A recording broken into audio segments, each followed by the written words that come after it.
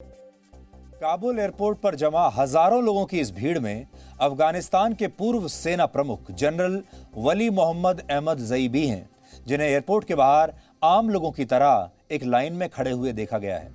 वो पिछले महीने की 27 तारीख को 3 दिन के दौरे पर अफगानिस्तान के आर्मी चीफ के तौर पर भारत आने वाले थे, लेकिन अब उनकी हालत यह हो गई है कि वो तालिबान से अपनी जान बचाने के लिए काबुल एयरपोर्ट के बाहर हजारों लोगों के साथ लाइन में खड़े हुए हैं कि वो भी वहां से भाग सकें। जनरल वली मोहम्मद को इसी साल जून के महीने में अफगानिस्तान के पूर्व राष्ट्रपति अशरफ गनी ने सेना प्रमुख बनाया था, लेकिन 2 महीने के बाद ही 11 अगस्त को उन्हें इस पद से हटा दिया गया और जिस सेना प्रमुख को तालिबान से लड़ना था, वही सेना प्रमुख अब हथियार डालकर अफगानिस्तान से हमेशा के लिए भाग जाना चाहता है। इससे आपको यह सीख मिलती है कि किसी भी देश की सेना या उसका सेना प्रमुख तब तक ही शक्तिशाली रहता है जब तक उस देश का वजूद हो। कट्टरपंथियों का शासन एक देश के सेना प्रमुख को भी अपना देश छोड़कर भागने पर मजबूर कर सकता है। यह खबर इसका सबसे बड़ा उदाहरण है। जनरल वली मोहम्मद को अब अमेरिका से ही उम्मीद है, शायद उन्हें रेस्क्यू करके अपने देश ले जाएगा, जहां वो अपनी नई जिंदगी फिर से शुरू कर पाएंगे अगर वो जिंदा बच गए तो। लेकिन सच ये है कि अमेरिका के विमान में उसके मिलिट्री डॉग्स के लिए तो जगह है, लेकिन उनके जैसे लोगों के लिए कोई सीट अमेरिका के प्लेन्स में नहीं है।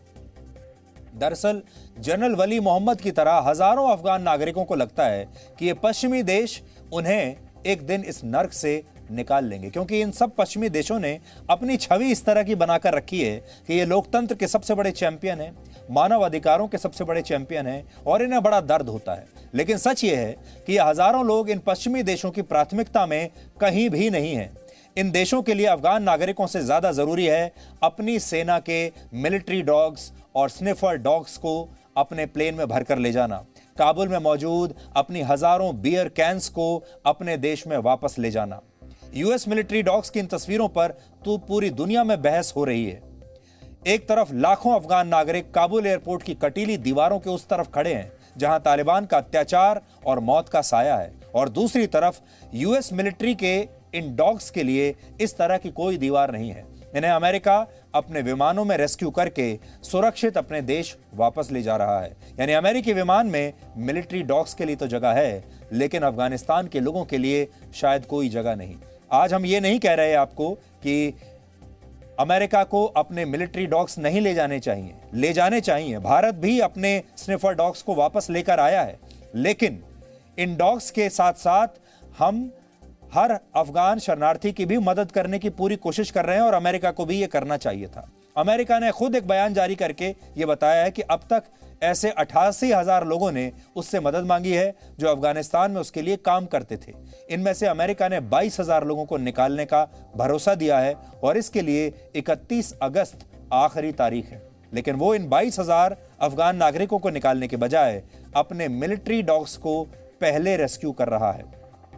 अमेरिका ने अब तक सिर्फ 2,000 अफगान नागरिकों को ही रेस्क्यू किया है। अमेरिका की ही तरह नेटो यानी नॉर्थ अटलांटिक ट्रीटी ऑर्गेनाइजेशन के देशों ने भी ऐसे हजारों अफगान नागरिकों को रेस्क्यू करने का वादा किया है, जो उनके लिए पिछले कई साल से वहां काम कर रहे थे, और इनमें जर्मनी भी है। जर्मनी ने कहा है कि वो ऐसे अफगान नागरिकों को रेस्क्यू करके अपने देश ले जाएगा। लेकिन सच क्या है वो ये कि हजारों लोग उसकी प्राथमिकता में है ही नहीं। उसकी प्राथमिकता बियर की ये हजारों कैंस हैं। जर्मनी अब तक 22,500 लीटर शराब अफगानिस्तान से अपने देश वापस ले जा चुका है।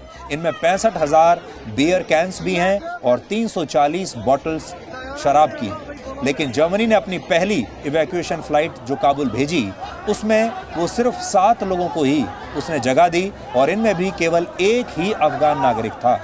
यानी जर्मनी के पास अपने 65,000 बियर कैंस लाने के लिए विमान में जगह है, लेकिन इन अफगान नागरिकों के लिए उसके प्लेन में कोई जगह नहीं है। इसलिए अफगानिस्तान में जो कुछ हुआ है उसने पश्चिमी देशों की एक बार फिर से पोल खोल दी है।